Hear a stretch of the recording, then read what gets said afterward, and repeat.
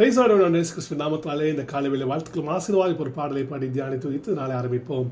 கவலைப்படுவதினா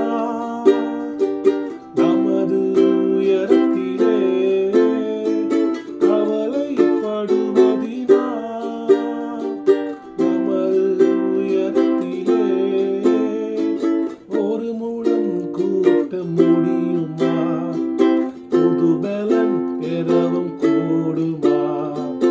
ஒரு முழம் கூட்ட முடியுமா? புது பலன் பெறவும் கூடுமா? ஒரு முழம் கூட்ட முடியுமா? புது பலன் பெறவும் கூடுமா? ஒரு முழம் கூட்ட முடியுமா? புது பலன் பெறவும் கூடுமா? ஆமென். இந்த காலைவேளையிலே கர்த்தருடைய வார்த்தை நமக்கு உண்டாவது. கவலைப்படுறதுனால ஆண்டவர் சொல்லாரு, வெள்ளையாக இருக்க முடியும் கருப்பாக்க முடியுமா? இல்லை கருப்பாக இருக்க முடியும் வெள்ளையாக்குமா?